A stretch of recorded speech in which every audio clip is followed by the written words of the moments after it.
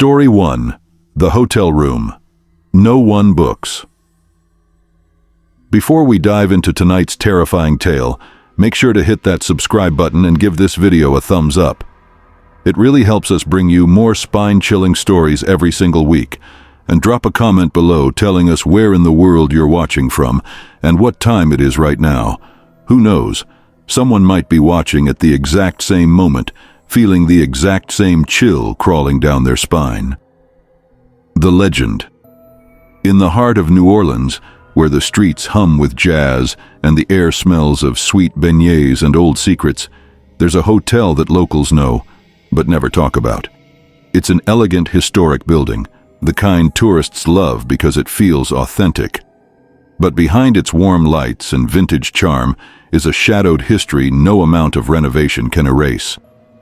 The Chanterelle Hotel has been operating for over 100 years, but one room has been locked shut since 1976. Room 6B. Ask the front desk about it, and you'll get polite smiles and vague answers like, "Oh, that room's under renovation," or "Sorry, that one's not available." But the truth? Locals say 3 people vanished there in the span of 1 year, and the 4th guest left behind a note so disturbing that the hotel's owner sealed the room forever. The arrival fast forward to last February, Mardi Gras season, New Orleans at its most alive and chaotic. A young couple, Ethan and Mia, drove down from Chicago for a romantic getaway, but every hotel in the city was fully booked. By the time they reached the Chanterelle, they were exhausted and desperate for a room. The clerk at the front desk, a frazzled older woman named Lorraine, checked the system, her face tightening as she realized the situation. "I'm so sorry," she said softly. "We don't have any vacancies left. None at all." Ethan, frustrated, leaned on the counter. "There has to be something. A janitor's closet, a cot in the lobby. We don't care. We just need a place to sleep." Lorraine hesitated, biting her lip. "Well, there is one room," she finally admitted. "But it hasn't been used in years. It's not ideal." Ethan immediately jumped at the offer, but Mia caught the strange tone in Lorraine's voice. "What's wrong with it?" Mia asked. "Is it dirty? Haunted?" she joked nervously. Lorraine didn't laugh. Instead, she glanced around the empty lobby, then leaned closer and whispered, "If you take it, don't open the wardrobe. No matter what you hear, no matter what you see, leave it shut." The room 6B was on the top floor, at the very end of a long, silent hallway. Even with Mardi Gras chaos outside, this hallway felt unnaturally quiet, like sound itself refused to enter. The moment they stepped inside, Mia shivered. It was clean enough, freshly made bed, polished wooden floors, but something about the air felt wrong, stale, heavy. And there, against the far wall, stood the wardrobe. It was an old, ornate piece of furniture with clawed feet and a carved face at the top. The face's eyes seemed to follow them. Ethan tried to lighten the mood. "It's just an antique, babe. Probably worth more than this whole hotel." But Mia wasn't convinced. There was a faint, cold draft coming from the wardrobe, even though it was sealed shut. The first night. At first, the night was uneventful. They unpacked, ordered food, and even laughed about Lorraine's creepy warning. But around 3:12 a.m., Mia woke up to a soft knocking sound. Tap, tap, tap. She sat up, heart pounding, realizing it was coming from inside the wardrobe. "Ethan, wake up," she whispered, shaking him. "Do you hear that?" Ethan groggily listened. Nothing. Silence. "Probably just the pipes," he muttered, rolling over. But Mia stayed awake, staring at the wardrobe until dawn. When they checked out the next morning, Lorraine was nowhere to be found. The young man at the desk seemed completely unaware that room 6B had even been opened. The second night. They planned to leave that evening, but Mardi Gras traffic was insane, and they decided to stay one more night. Big mistake. Around midnight, the knocking returned, louder this time. Then came whispers, muffled but urgent, like someone was begging to be let out. Mia was terrified. "We need to leave, right now." But Ethan, irritated and skeptical, marched over to the wardrobe. "Hey, whoever's in there, cut it out." The whispers stopped immediately, replaced by total silence. Then, a child's laugh echoed from inside. The wardrobe handle jiggled on its own. Mia screamed, grabbing Ethan's arm. "Don't open it, please!" But Ethan, shaken but stubborn, decided to push a chair against the wardrobe instead. They spent the rest of the night huddled on the bed, whispering prayers until morning. The third night, and the truth. The following day, Ethan went down to confront Lorraine about the terrifying events. But instead of Lorraine, an elderly man greeted him. When Ethan asked about room 6B, the man's face went pale. "Son, that room was sealed off after a guest opened the wardrobe back in '76. The police never found her body, just claw marks, and every person who's stayed there since has disappeared." Ethan froze. "But Lorraine gave us the key." The old man frowned deeply. "Lorraine? Son, Lorraine died in that hotel decades ago. She was the last guest of room 6B. The finale. Ethan raced back upstairs to grab Mia and leave, but when he reached the hallway, the door to room 6B was wide open. Inside, the bed was perfectly made. The wardrobe stood ajar, its dark interior yawning like a mouth. Mia was gone. On the floor lay a single scrap of paper, scrawled in Mia's handwriting. "Don't open it." As Ethan backed away in horror, the wardrobe slammed shut on its own, the carved face on its top grinning wider than before. Behind the wood came a faint, familiar sound. Tap, tap, tap. And to this day, room 6B remains locked. But sometimes, during Mardi Gras, guests swear they hear knocking echoing down the hallway. Some even claim to see a tired, friendly clerk at the front desk, a woman named Lorraine, who warns them, "Don't open the wardrobe." But by then, it's already too late. Story 2. The Clockmaker's Curse. Before we begin this next terrifying story, remember to subscribe and turn on the bell icon so you never miss a single horrifying tale, and drop a comment telling us which story is scaring you the most so far. The Village with No Time. Nestled deep in the Austrian Alps, far from bustling cities and tourist trails, lies a tiny, frozen-in-time village called Waldengrund. It's the kind of place where everyone knows everyone, where centuries-old traditions still rule everyday life. The cobblestone streets are narrow, the houses wooden and worn, and the entire town seems stuck in another era. But visitors rarely come here anymore because of the Clockmaker. The Clockmaker's shop. At the very center of the village stands a peculiar little shop with a faded wooden sign, Uhrmacher von Grimm, Grimm's Clockmaker. The shop's windows are cluttered with antique clocks of every shape and size, towering grandfather clocks, delicate pocket watches, strange mechanisms with hands that move backward. But no one ever sees the Clockmaker himself. The locals only whisper his name, Joseph Grimm. Some say he's over 100 years old. Others claim he never ages, that he's been here since the village was founded. His clocks are unlike any others in the world. They tick perfectly in unison, tick, tick, tick, as if sharing one heartbeat. And every single one always keeps flawless time. The tourist. Last autumn, a tourist named Claire visited Waldengrund. She was a young art historian from France, fascinated by ancient European crafts. When she stumbled upon Grimm's shop, she was enchanted. The air inside smelled of varnish and old wood. Hundreds of clocks covered every wall, their synchronized ticking echoing like a living pulse. And at the back, shrouded in shadows, stood Joseph Grimm himself. He was tall and thin, with pale, papery skin stretched tight over sharp bones. His white hair hung in greasy strands, and his eyes didn't blink. Claire nervously complimented his work, and Grimm smiled. It was a cold, mechanical smile, like a doll's face coming to life. "Every clock here," he rasped, "is built for someone specific. They come to me. whether they know it or not. The gift. Claire wanted a souvenir, so she purchased a small, beautiful mantel clock carved from dark oak. Grimm carefully wound it before handing it over. "Do not open the back," he warned, "and whatever you do, never stop the ticking."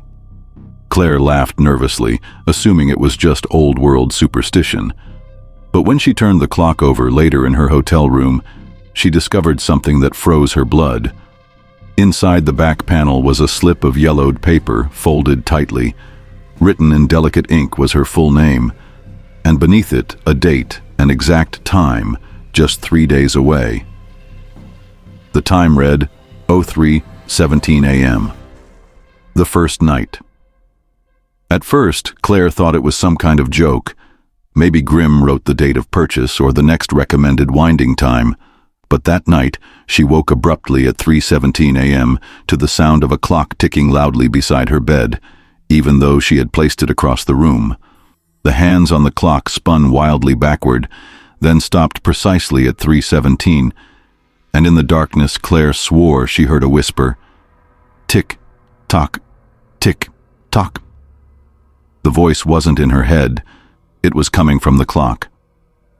The second day. Claire tried to return the clock the next morning, but Grimm's shop was locked tight, its windows boarded from the inside. Villagers avoided her questions, pretending not to hear when she mentioned the name Grimm.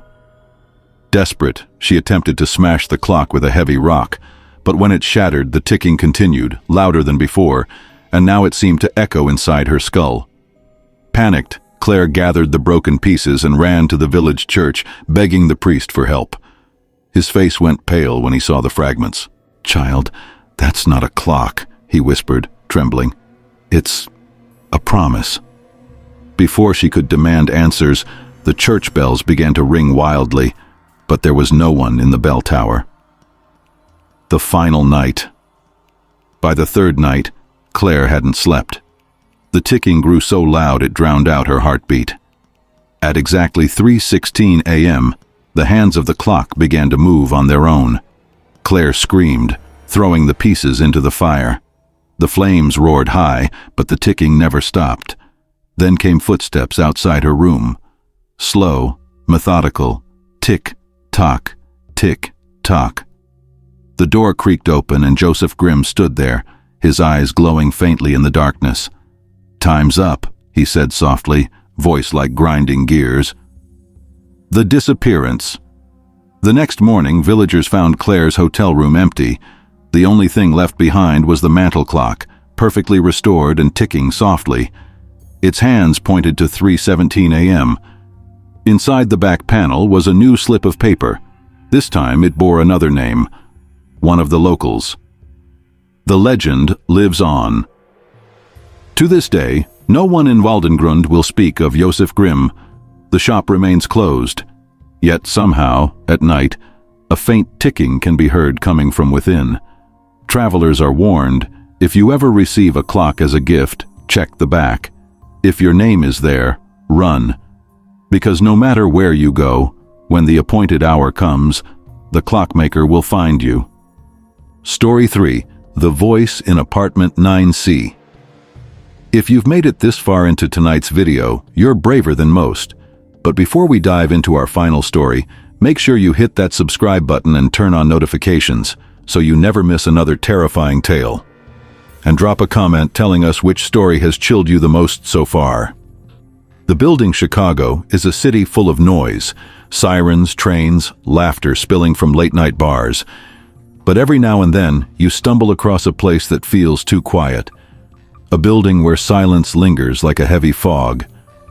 On the corner of Halsted and 39th, there's an aging apartment complex most locals walk past without a second glance.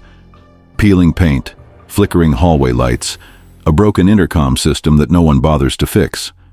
The kind of place where rent is cheap because everyone knows it has history. Unit 9C hasn't had a tenant in over a decade. The last person to live there vanished without a trace. The police report mentioned strange disturbances, but the file was quietly closed, and the unit remained empty. Or so everyone believed. The new tenant, enter Daniel Pierce, a 27-year-old web developer looking for an affordable place to live while starting fresh after a messy breakup. He didn't care about the building's reputation. To him, cheap rent and a short commute were all that mattered. When the landlord handed him the keys, he casually mentioned, "Don't worry about 9C, it's been vacant for years. Sometimes the pipes make noise at night. Nothing to be scared of." Daniel nodded, not thinking twice. But as he moved into his unit, 9B, he couldn't help noticing the door to 9C across the hall. It was slightly warped, as if something inside had been pushing to get out. The first whisper. The first night passed uneventfully, but on the second night, just after midnight, Daniel was lying in bed when he heard it, a soft whisper coming through the air vent. At first, he assumed it was just a neighbor on the phone, but as he listened closer, his blood ran cold. The voice wasn't random. It was saying his name. "Daniel!" He froze, heart pounding. The whisper came again, louder this time. "Daniel, I see you." Daniel jumped out of bed, yanking the plug from his smart speaker and turning off every device in the apartment. But the whisper didn't stop. It was inside the walls. The investigation. The next day, Daniel asked the building manager about the strange noise. The man's face went pale the moment he mentioned the vent. You shouldn't mess with that," the manager stammered. "There's no one living in 9C. There hasn't been for years." Daniel laughed nervously. "I heard someone talking. Someone knows my name."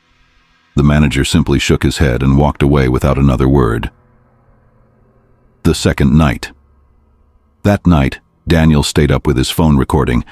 At exactly 3:09 a.m., the whispering returned. "Daniel, open the door." The voice was clearer now, almost right next to his ear. Shaking, Daniel crept into the hallway. The building was silent, empty. He stared at the warped door of 9C. The whisper came again, but this time from behind the door. "Daniel, come inside." Against every instinct, he reached for the knob. It was ice cold, and the metal seemed to pulse like a heartbeat. He yanked his hand back, slamming his own door shut and staying awake until sunrise. The discovery. Determined to get answers, Daniel visited the local library to dig up old news articles about the building. He finally found a headline from 12 years earlier. "Tenant missing. Police baffled by evidence in 9C." The article described a young woman named Hannah Walsh who'd moved into 9C. Neighbors reported hearing strange whispers through the vents, just like Daniel. On her final night, she'd been heard screaming, begging for someone to let her out. When police entered the apartment, they found it completely empty, except for a single sentence scratched into the wall near the vent. "It knows your name." The final night. Daniel returned home shaken, but convinced it was just a coincidence. He planned to move out the next morning. But that night, at exactly 3:09 a.m., the whisper didn't just return. It spoke clearly, right outside his bedroom door. "Daniel, it's me, Hannah. Please help me. Please, open the door." Tears stung Daniel's eyes. The voice was so human, so desperate. Against all reason, he grabbed his phone and crept into the hallway. The door to 9C was wide open. Inside, the apartment was pitch black, the air thick with a smell of mold and decay. His phone flickered, showing brief glimpses of scratched walls and dark stains on the floor. Then, silence. The twist. The door slammed shut behind him. Total darkness. From every direction, dozens of whispering voices began to chant his name. "Daniel! Daniel! Daniel!" he screamed, fumbling for the doorknob, but there was none. The walls seemed to close in, the chanting growing louder, until one voice rose above the rest. "Welcome home." The morning after. When the building manager arrived the next morning, the hallway was silent. The door to 9C was sealed shut, perfectly smooth as if it had never been opened. Daniel's apartment across the hall was empty, completely cleaned out. The only sign of him was a faint whisper drifting through the vents. "Come inside." Today, Unit 9C remains unlisted and unspoken of. Tenants who live nearby claim to hear their own names whispered late at night, though they never admit it to the landlord. And if you ever find yourself in a strange building with a door that feels wrong, listen closely. Because once you hear your name whispered from the darkness, you may never hear anything else again. Which of tonight's stories kept you up the most? Was it the haunted hotel room, the cursed clockmaker, or the whispering apartment? Comment below and let us know. And don't forget to like, share, and subscribe for more terrifying true stories every week. But whatever you do, don't listen too closely to the walls tonight.